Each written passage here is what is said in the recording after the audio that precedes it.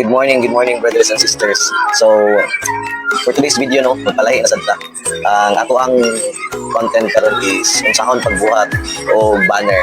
So, sa wala pa makaila kung unsang banner, mo na siya ang gagamiton nato sa sagara sa eskwelahan nga ibutang ang logo, mo na siyang flag ba. Pero kailan na siya unya na ay narin siya logo sa school, seal, pangalan sa school, tapos narin siya tassel sa sikakilid. So, mo na siya ang banner guys.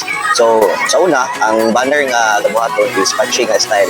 So, karon kay sublimation naman, ang uban is print, rubberized, pero nag-start na sa una is patching, which is mauna to ang buhaton karon, ang patching nga banner. So, nabutang na siya vintage, dugay na siya nga pamaagi, pero hangtod karon isa ako na lang ang isa sa pabilin nga gabuhatan na diri sa Cagayan de Oro City. I don't know kung napabakaron diha nga nakakitahan niyo or nakatanawan ni nga video nga gabuhat ni kong banner. So, comment na lang gyapon kung isa ba ka sa gabuhat anak nga pamaagi. Then napoy pamaagi ana sa una nga streamer. Streamer mo nang i-drawing, pero ako ang gabuhaton karon is tela nga ikat tapos ipilit dayon sigsagan. So, tanawa na to karon guys kung saan ba balik rin. So at first guys, ang atong unang i-prepare is ang atuang mga materials sa pagbuhat sa banner. So pinakauna diha, gunting. So dako siya nga gunting no, sa ordinary nga gunting pang project sa eskwelahan. And then kwadrante, roller nga taas, pang angle. So roller 90 degrees nga roller. Glue, apulo nga glue, pang kuan siya, pwede ni siya pang kahoy. Lapis, tapos kaning ako'y gibuhat nga kuan siya guys, kaning pangtuplo kay ra siya ba nga panggamit nako. So ako ra ni siyang gi-customize, nagkuha ra ko needle, tapos ako ra siya gibubusan kay para mahawiran siya nga lapis kay gamit man ni siya. So sunod, syempre ang tela, pagkaging. So kaning nga tela is pinakauna dili ni siya gani katuskig. So ang process ani is giluto ni siya sa gamit ang kining kasaba nga arena. Gipalawot siya, sticky, tapos gilunod din siya, tapos gilbulad. Pag bulad niya, pag uga, mo na niya ang result. So taas ang process sa pagtrabaho ani. So kung pila ka color ang design sa banner, mo pud pila ka panapon ang ako ang gikinahanglan. So Adidas ni siya nga cloth. Then ang ato ang base is ang satin nga cloth, silk. So sinaw ni siya nga silk mo ni iyang body kumbaga. So diri na to ipilit ang kinating ato ani. Tapos syempre ang ato ang machine. Ito muna siya ato ang machine. Ang 20 yung zigzagger muna ato ang panggamit pagtahi, pagpikit aning mga lettering padulong dito sa self. So bani ko niyo guys, tanaw na to kung saan na to pagtrabaho. Pero kay gigutuman ang baboy, so mang-snack na lang sa ta. Mga ta guys kay kani nga time ting snack man pud niyo nya ulan-ulan pud. Lami kayo ipangapi tapos nagpalit na lang po din ko og burger sa Minute Burger diri sa Carmen. So dili ni sponsored ni Minute Burger pero Minute Burger bikini man. Sige guys, mga ta guys.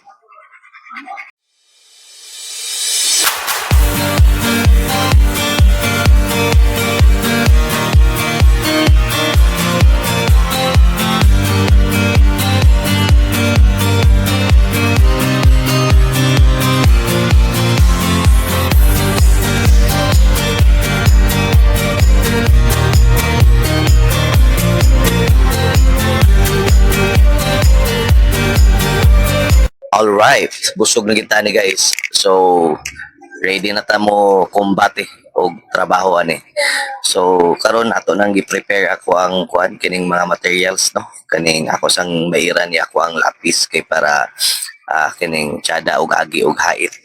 Ug karon no, ako gikuha ang iyahang area sa ako ang banner kung unsa kadak ang logo ang akong ibutang, unsa kadak ang lettering sa ubos kay para ma-plaster o ma-proportion nako ang design nga akong ibutang sa banner. Tigo gid ni siya brother and sister kay ang trabaho mo gani is mano-mano. So gakuha kog mga sizes is ang iharang ang total sa logo pero ang pag-estimate ani sa lettering each letters is ako na gid ni siyang mata-mata kumbaga ako na lagi ng estimation kung mag-lettering ko pero sa sa logo, sa kadakon ug sa proportion niya pagbutang sa body is ako gid siyang ginasukod kay para ma-proportion po nato ang plastar sa banner. Para sa mga pangutanan no kung gabuhat ba gyapon ko og banner nga sa kuan kining sublimation, yes gabuhat ang Arbsol Tailoring og full sublimation nga banner 3 by 5 feet. Kung gusto lang mo mag-inquire sa price, pwede mo visit diri sa Arbsol Tailoring located sa Bamenta Boulevard, Carmen. At bang ni siya fronting ni siya sa Miami Inn o Gueltec. So pangitaan lang diya galaray niya mga tailoring diri sa Carmen. So kung dili ka taga Cagayan de Oro, kung wagi ka katuod diri sa Bamenta Boulevard, galaray diri ang tailoring sa Carmen. So known gyud ni siya diri nga area nga tailoring sa una pa, sa unang panahon na. And also gabuhat pud ang Arbsol Tailoring og sportswear nga jersey, inner sportswear, basketball, volleyball, pwede gyapon may gabuhat og kanang sweatshirt, pang rides with hood. So gabuhat gyapon mi ana no. Kung gusto pud mo magpa-repair, visit lang gyapon kay ga-repair gyapon ang amo ang mga tailor dira sa sulod sa tailoring. And then kung gusto pud mo og kaning magpatato no, bisitaha lang pud ang Prim Ink Tattoo tapad mismo sa Arbsol Tailoring. So building ra gyapon niya sa Arbsol Tailoring, nasa ubos ang shop ni Prim Ink Tattoo.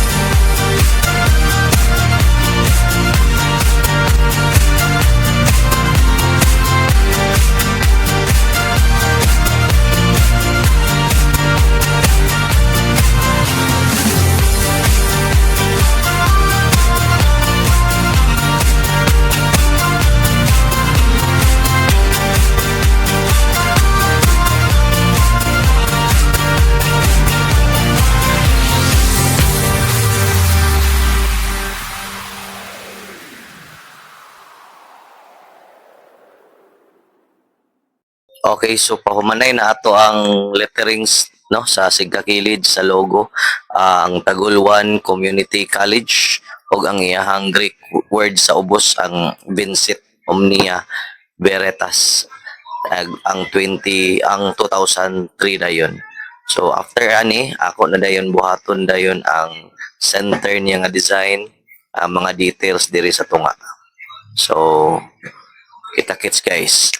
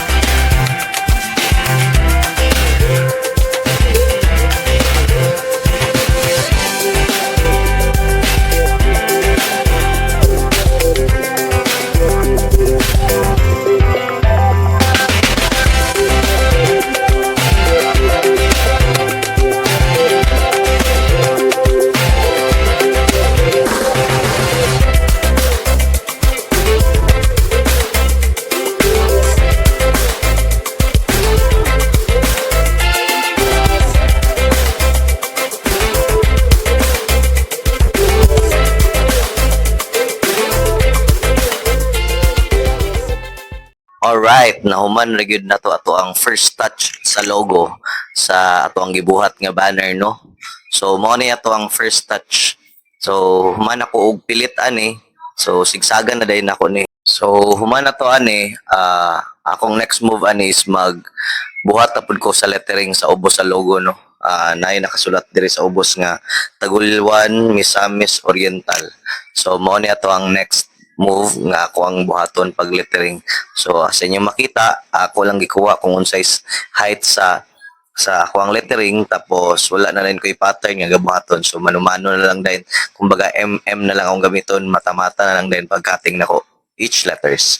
So after ani guys, magkita-kita na din ta sa ato ang next video, sa ato ang final touch, which is ang pagsigsag o ang pagbutang sa tassel sa sigakilid sa banner. So kita-kits na lang ta sa ato ang next video. Thank you for watching, and God bless you always, brothers and sisters. Salamat kayo sa mga suporta, sa mga gatanaw sa akong video. Thank you kayo sa nga tanan. God bless guys. My mind is in a different place. I haven't been awake for years. I know you try to bring me back. It's in my veins. I was so beyond my feet. I knew that you would rescue me. The antidote is kicking in. It's in my veins. We'll never be alone. 'Cause I know that you love me. The antidote is my heart. It's in my veins. So mao ni ang kuan finish, dili pa ni siya finished product. Kining mao ni siya first touch niya, kay after ani sigsagan pa man ni siya.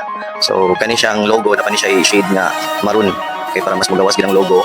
Tapos kani dayon ang Tagulwan Misamis Oriental is sigsagan pa dayon. So pagahon pa na to guys, mao ni atong kuan kani first touch. So human na kining ugma ni mao gani siya, ayan din ako ni siya balikan ug agi sa sigsag. Okay, Tagulwan Misamis Oriental. So freehan lang natin guys, walay gi agi o computer ano sa baka tanan gi agi na siya o manmano pagbuhat. Okay, thank you for watching guys. Pretty good for a dumb machine, and you gave me that smile. We stood there for a while.